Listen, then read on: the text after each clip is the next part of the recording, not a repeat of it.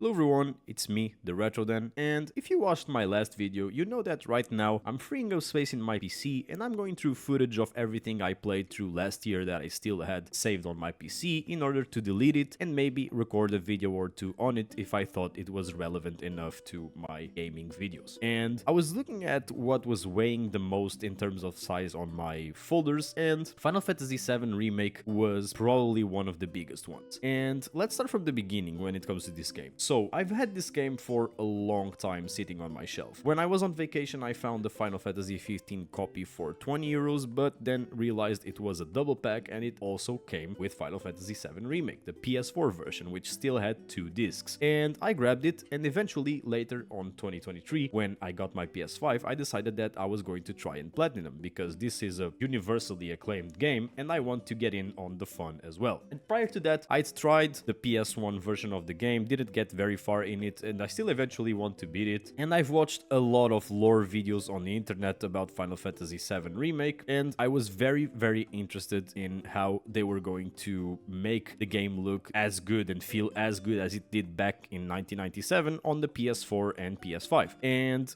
honestly, ever since I played it, this has become one of my favorite games ever. And not specifically Final Fantasy VII Remake, even though it is one of my favorite games ever, but the Final Fantasy VII Remake trilogy and everything that it entails. So, Final Fantasy VII Remake, a lot of people have a lot of criticism surrounding the game, because if you have played the original one, you know that this game just stretches out the first 7 hours of the original game into like a 30 to 40 hour game, which you can then extend into like 80 or 70 to 80 hours if you want to go for the platinum. But I think people don't give it enough credit when it comes to how well it portrayed the emotions of the characters, how well it just made the characters and the story of this initial part more in depth. It worked really well when it comes to the world building, and it was an amazing RPG. It had amazing mechanics, it had good gear and leveling systems, it had an amazing combat with the ATB working in a way that I didn't expect it to work that good. So basically, if you don't know, this game, it has an ATB system where you get points, or you get a bar filling up for the duration of the battle you are currently going through. And once that bar fills up, you can spend that bar to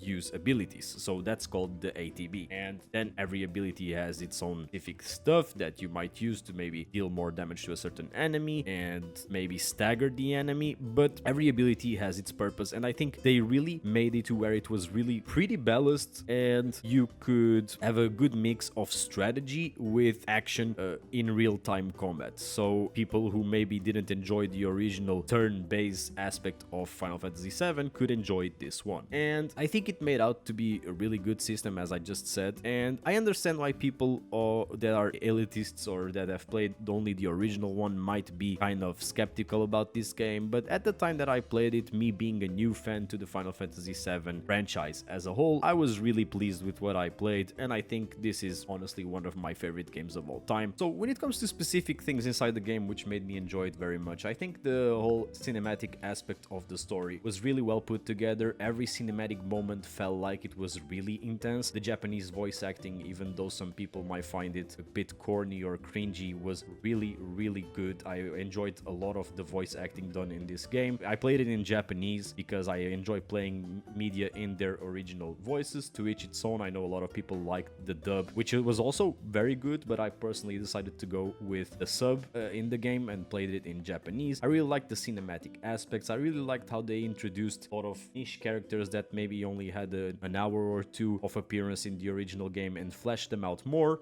As I said in the beginning of the video, the world building was something that really surprised me. I really liked the difference between the slums and the city and everything you go throughout the game. The market with everything in chapter 9 and Don Corneo, where you have to do the achievement for the dresses, and the entire mansion part of the game was really good. And one thing I also really enjoyed about this game is that it rewards you for understanding its systems. So once you go further in the game and you are playing on higher difficulties, you understand that you can't just spam your way through stuff, and you really get the notion that you are getting better when you go for the higher difficulties in the game, because you cannot use items and you are forced to play to the best of your abilities to fight through every boss encounter as best as you can. And I personally have already platinumed this game and I had a really great time. I thought it was going to be much harder than what it actually was, and I've played Final Fantasy VII Rebirth and that one was certainly more difficult than this one was. So if you're trying to get the platinum for this one or the Rebirth, I'd wager you probably should go for this one, because Rebirth much harder and much longer with a huge open world. And I also like that this game wasn't open world. I think it was much better to have this specific game be more linear when it comes to level design than an open world, because since this first part of the story is so restricted, it wouldn't make much sense having you explore a lot of the slums, because